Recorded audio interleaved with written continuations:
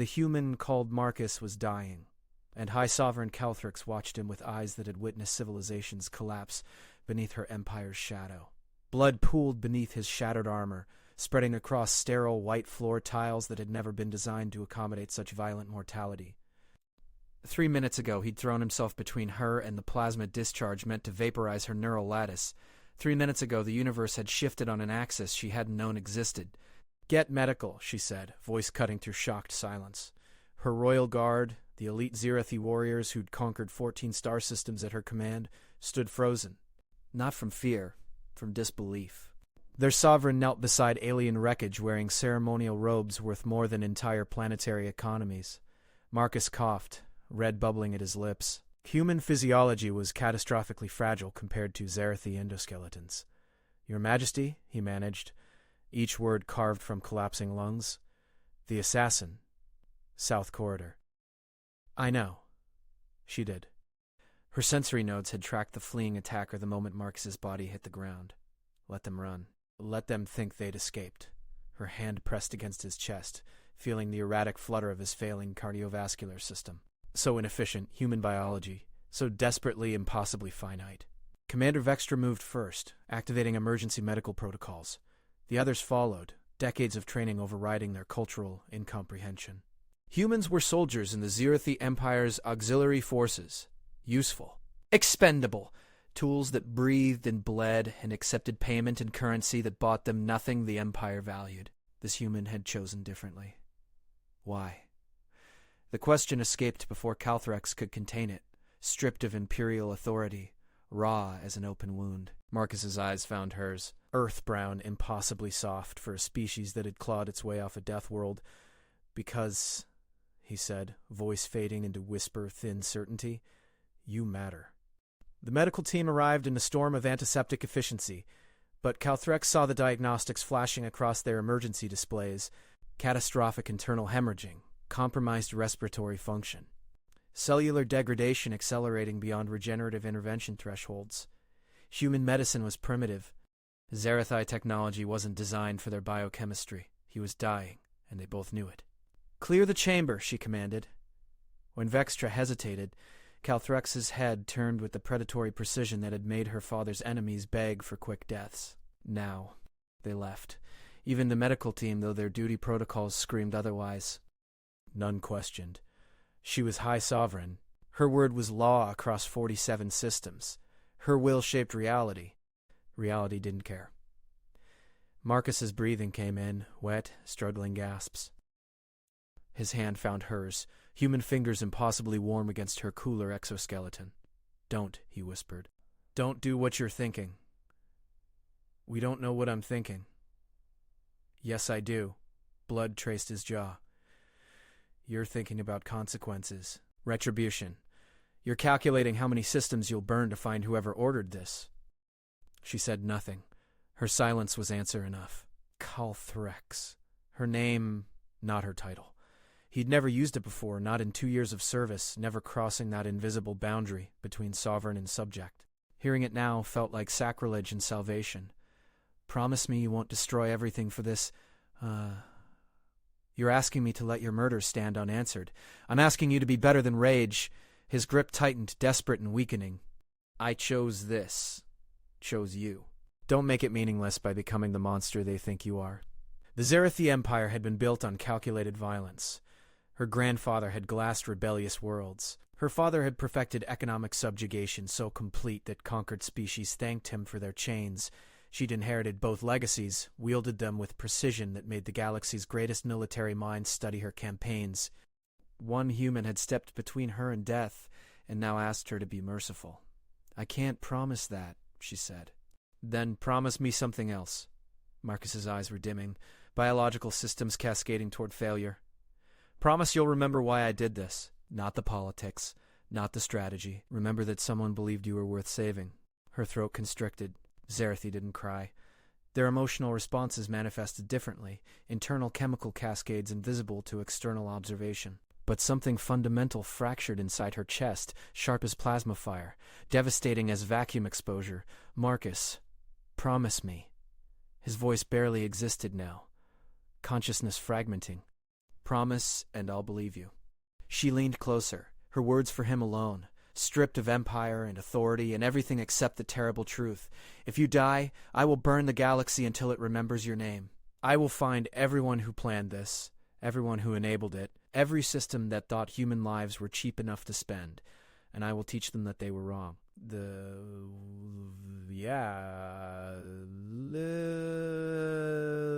Lips curved, blood-stained and beautiful. "That's not what I asked for. It's what you're getting. That's not mercy." "No," she agreed, and now her voice carried the weight of absolute conviction, the terrible certainty of imperial power turned to singular purpose. "It's love." His eyes widened, understanding and horror and something that might have been joy if he'd had time to fully process it. Then his hand went slack in hers, and his breathing stopped, and the universe ended. She stayed there, kneeling in his blood, until Vextra entered without permission. The commander's voice was careful, controlled. "Your Majesty, we've secured the palace. Initial investigation suggests the Corthan Syndicate. Find them." Calthrex interrupted, standing with fluid grace that belayed the devastation howling through her neural pathways. "Find everyone. Activate Protocol 17. Vextrasensory stalks went rigid. "Majesty, Protocol 17 is reserved for extinction-level responses. It authorizes—" "I know what it authorizes." She turned, and Vextra saw something in her sovereign's expression that made a warrior who'd faced planetary bombardment take an involuntary step backward. "He saved my life. Now I'm going to show this galaxy exactly what that means. Your Majesty, the human was...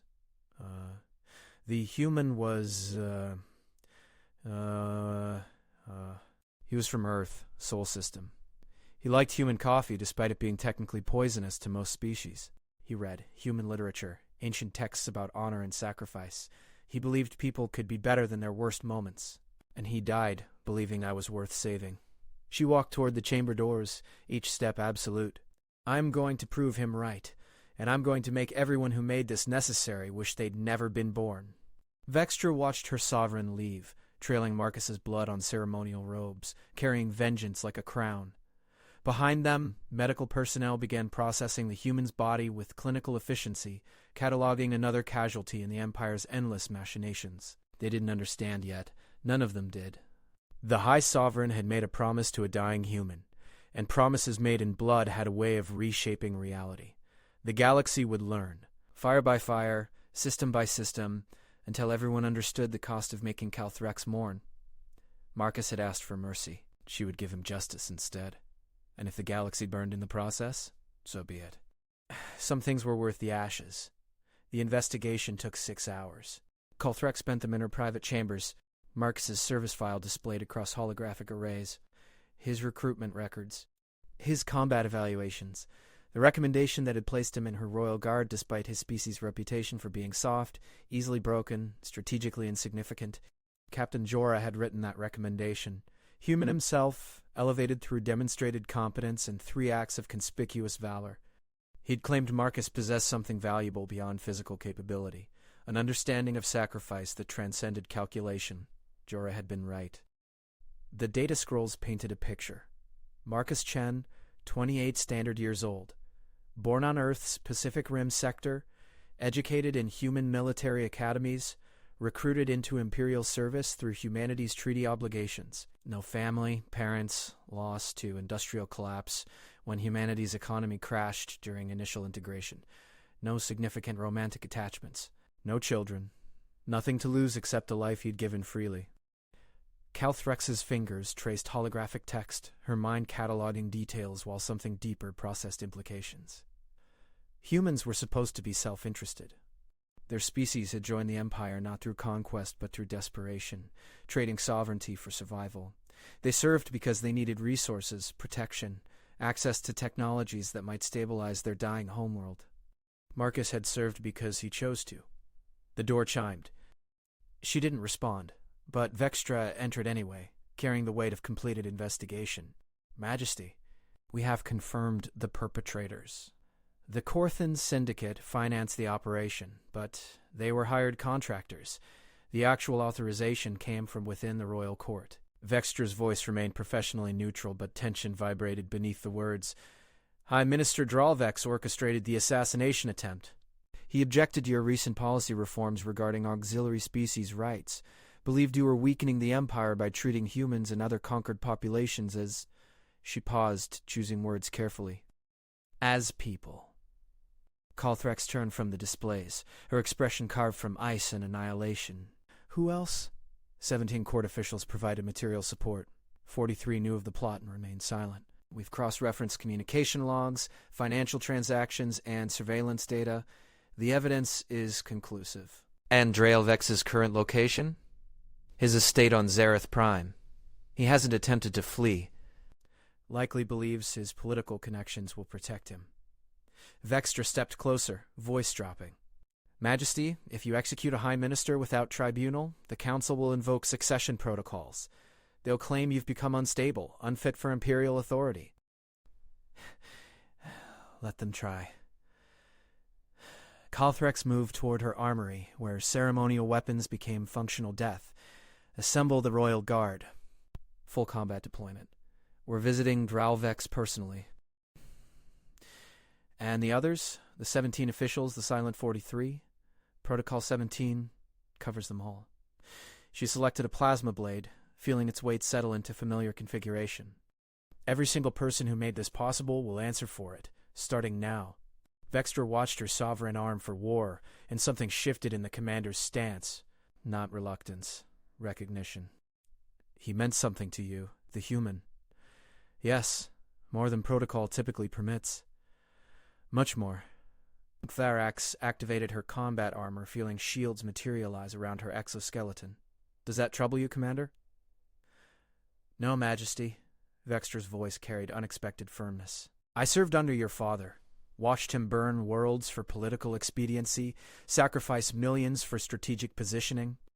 You're proposing to burn the galaxy for one human who saved your life? She paused. That feels honest in a way I hadn't expected to encounter.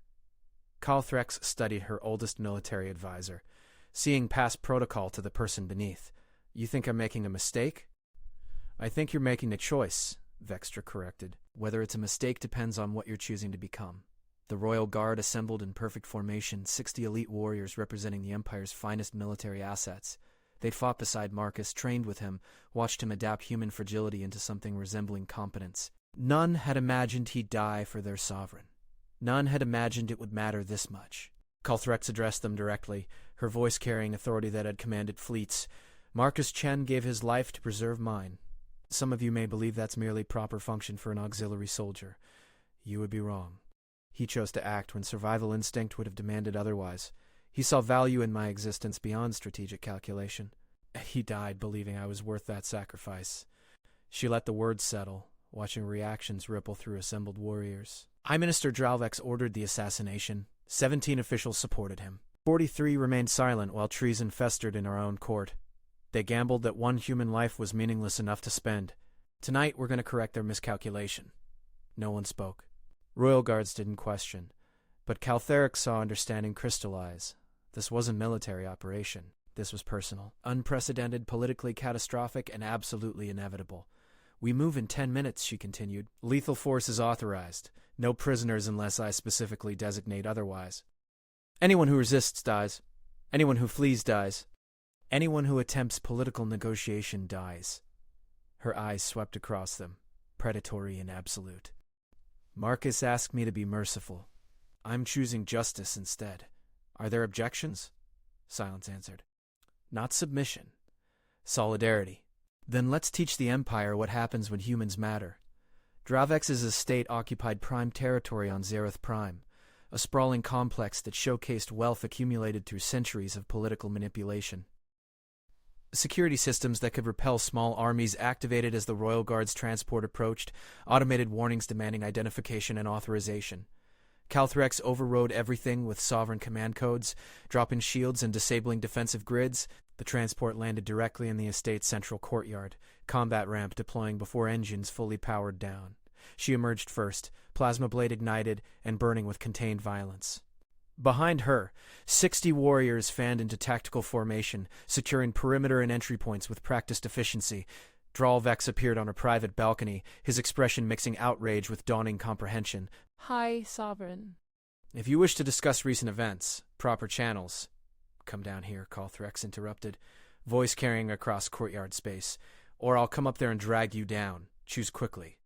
The High Minister's sensory stalks flattened against his skull, recognizing genuine threat. He descended with dignity that wouldn't last, flanked by personal guards who looked increasingly uncomfortable as they registered the Royal Guard's combat readiness. Your Majesty, Dralvex attempted, switching to placating tones. Surely we can discuss this like civilized. You authorized an assassination attempt against my person? If certain security personnel overstepped their authority. You hired the Corthan Syndicate to kill me because you disagreed with my policy reforms. Calthrex advanced slowly, deliberately, letting him process his approaching mortality. You believed I was weakening the Empire by treating auxiliary species with basic dignity. You calculated that eliminating me would restore traditional hierarchy. Dravex's guards shifted nervously, recognizing the impossibility of their situation. Their sovereign stood before them, accusing their employer of treason, backed by overwhelming military force. Protocol offered no guidance. I have political immunity, Dralvex said, voice hardening as he abandoned pretense. The Council of Ministers cannot be executed without formal tribunal. Even you must observe. Marcus Chen observed your plasma discharge heading toward my neural lattice, Calthrex cut in. He observed that I was about to die, and he observed that your carefully planned assassination would succeed unless someone interfered, so he threw himself between your weapon and my life. Human physiology is fragile, Minister. He didn't survive. She stopped 3 paces away, close enough to see fear beginning to crack through political confidence. He asked me to be merciful before he died. Asked me not to destroy everything for his sake. I refused. Do you know why? Dravex said nothing, calculating odds and finding only annihilation. Because he was wrong, Calthrex continued. Not about mercy, about value. He died believing one person could matter more than political expedience, more than strategic calculation, more than the Empire's traditional brutality, and I realized he was right about that. One person can matter.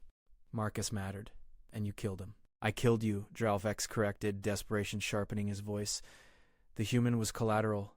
The plasma blade took his head before he finished the sentence. Clean.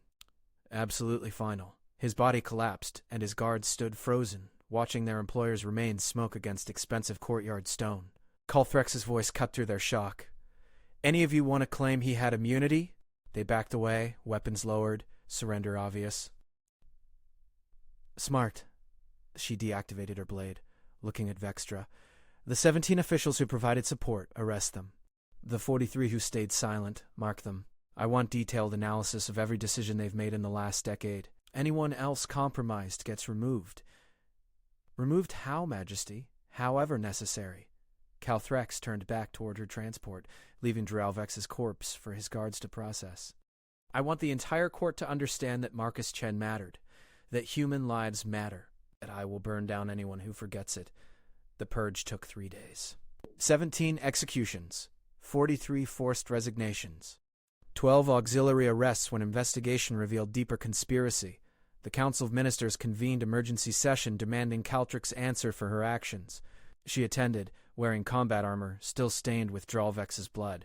You violated every protocol, High Chancellor Mrevnak accused, his voice vibrating with carefully controlled fury. Executed a sitting minister without tribunal. Purged the court based on personal vendetta. The Empire functions on law, high sovereign, not individual whim. The Empire functions on power, Calthrex corrected, her voice carrying across the council chamber. And I'm demonstrating exactly how much power I possess. Dralvex committed treason. His co-conspirators enabled it. I ended the threat permanently. If the council has objections, you're welcome to attempt removing me from authority. Silence. Thick, calculating, dangerous. That's what I thought. She leaned forward, letting them see the predator beneath imperial polish. Marcus Chen was an auxiliary soldier, human, fragile, strategically insignificant by traditional metrics. He saved my life by sacrificing his own. And now I'm going to explain what that means for this empire's future. The council waited, recognizing shift in fundamental dynamics. Effective immediately, auxiliary species receive full citizenship rights. Humans, Veltorians, Kraith, all conquered populations. Equal legal standing, equal economic opportunity, equal political representation. Anyone who objects can join Dralvex in whatever afterlife awaits traitors. You can't restructure the entire imperial system because one human died protecting you, Revravnek protested. I'm not restructuring because he died. Calthrex's eyes locked onto the Chancellor, and he saw something there that transcended politics. Raw, absolute conviction. I'm restructuring because he lived. Because someone looked at me and decided I was worth saving despite every calculation suggesting otherwise. Because he believed people could be better than our worst moments. And because I'm going to prove him right, even if it means burning every tradition this empire holds sacred. She stood, addressing them all with authority that had never felt more certain. Marcus asked me to be merciful. I'm choosing transformation instead. This empire will change. It will treat all its people as people, not resources. It will remember that individual lives matter, that sacrifice deserves recognition, that power exists to protect rather than exploit. Or it will cease to exist entirely. And if we refuse, someone asked from the chamber's shadows, then you'll learn exactly how much of the galaxy I'm willing to burn to honor one human's belief in me. Calthrex's voice carried absolute finality. He died thinking I could be better. I'm going to make sure he was right. The only question is whether you're standing with me or standing in my way. The council chamber emptied in troubled silence. Calthrex remained, watching light filter through architectural grandeur built on conquered worlds. Outside, the empire continued functioning, systems operating on momentum and tradition. Inside, everything had changed. Marcus Chen's funeral occurred 4 days after his death. Calthrex insisted on human traditions, consulting with Captain Jorah to understand proper ceremony. Earth customs involved displaying the deceased, allowing mourners to pay respects, committing remains to chosen elements. She ordered a state funeral. Full Imperial Honor Guard, representatives from every system. The message was clear. Auxiliary soldiers mattered enough to receive sovereign recognition. Captain Jorah stood beside her as they prepared Marcus's body, his human features carrying grief that transcended species barriers. He would have hated this, Jorah said quietly. Marcus believed in staying invisible, not making waves. He saved my life, Calthrex replied. He doesn't get to stay invisible anymore. No, I suppose he doesn't. Jorah adjusted Marcus's dress uniform, hands gentle on fabric. For what it's worth, Your Majesty, he believed in you. Talked about how you were different from previous sovereigns, how you actually listened during briefings, asked questions that mattered. He thought you might change things. I'm going to. He'd be glad. Jorah stepped back, surveying his finished work. Though he'd probably tell you to be careful. Change tends to get people killed. I know. She looked at Marcus's still face, peaceful now, beyond pain. But he was right. People can be better. And if I can make this empire live up to his belief in me, then his death means something. The funeral drew thousands, more than protocol required. Humans came from auxiliary units across 12 systems, paying respects to someone who'd embodied their fragile dignity. Zarathai attended too, curiosity mixing with political calculation.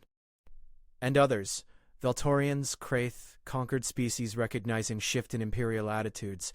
Calthrex delivered the eulogy personally, her words carrying across assembled mourners. Marcus Chen was 28 years old. He came from Earth, a world we conquered through economic pressure rather than military force.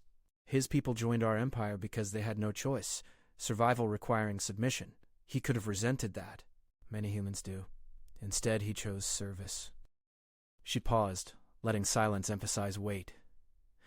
3 days ago, someone tried to kill me. Marcus stepped between me and death.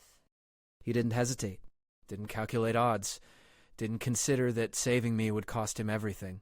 He simply acted, because he believed I mattered more than his own survival. Her voice strengthened, carrying absolute conviction. I'm standing here because of him. The Empire continues because of him. And I'm going to make sure his sacrifice transforms everything he gave his life to protect. No more disposable soldiers. No more conquered species treated as resources. No more calculating people's worth by their strategic value. Marcus believed better was possible. I'm going to prove he was right. The assembled mourners remained silent, processing implications. Humans wept openly, their grief visible and raw. Zarathi stood motionless, internal reactions invisible but present. Everyone understood they were witnessing something unprecedented. imperial power acknowledging debt to conquered auxiliary. They committed Marcus's body to fire, human tradition transforming flesh to ash. Calthrex watched flames consume the person who'd believed in her, feeling something fundamental crystallize. Not grief anymore. Purpose. The galaxy would remember Marcus Chen. She'd make certain of it. Reform implementation began immediately. Calthrex worked 18-hour cycles, restructuring systems that had functioned unchanged for centuries. Citizenship legislation, economic equity protocols, political representation frameworks. Every change met resistance from entrenched interests, and she crushed opposition with efficiency that made previous purges look gentle. Commander Vextra coordinated enforcement, transitioning military assets toward protecting new order rather than maintaining old hierarchies. Captain Jorah advised on human perspectives, helping translate sovereign intentions into policies that actually addressed auxiliary needs. Together they built something unprecedented. 6 weeks after Marcus's death, the first human representative took seat in the Imperial Council. 3 months later, economic reforms began redistributing resources toward previously exploited systems. 6 months later, mandatory military service requirements shifted toward voluntary enrollment with actual compensation. The Empire transformed, slowly, painfully, against fierce resistance. But inevitably, because Calthrex refused to accept anything less than complete systemic change. She visited Marcus's memorial weekly, a private shrine she'd commissioned in the palace's heart. His name carved in stone, his service record displayed. The blood-stained armor he'd worn preserved as evidence of his final choice. "You were right," she told his memory during one such visit, her voice carrying words no one else would hear. "People can be better. I'm trying." "It's harder than I expected, changing everything. Half the council wants me dead. Economic disruption is causing riots on core worlds. Military traditionalists are plotting mutiny." She touched the stone carved with his name, feeling its permanence. "But I'm not stopping. Because you believed in me, and I'm going to honor that belief even if it costs everything. The Empire is changing. People like you, auxiliary soldiers, conquered populations, anyone we've treated as disposable, you matter now. Officially. Legally." "Absolutely." Silence answered, but she felt rightness settling through her thoughts. Marcus had died believing better was possible. She was making that belief reality, one brutal reform at a time. "I loved you," she whispered, admitting truth she'd never spoken while he lived. "I didn't realize it until you were gone, but I did, and I'm going to make sure this galaxy remembers what that means." A year after Marcus's death, Calthrex addressed the Imperial Assembly, now including representatives from species previously excluded.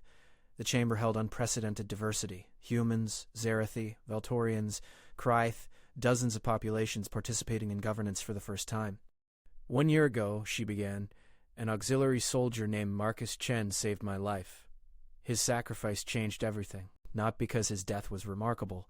Thousands die protecting this empire daily, but because his choice revealed a truth we'd ignored. People matter, not as resources, not as strategic assets, as individuals worthy of dignity, protection, and recognition." She surveyed the assembly, seeing political complexity that terrified conservative factions. "Marcus asked me to be merciful before he died. I chose transformation instead. This past year has been violent, disruptive, and politically catastrophic by traditional metrics. We've restructured economic systems, redistributed power, granted rights to populations we previously exploited.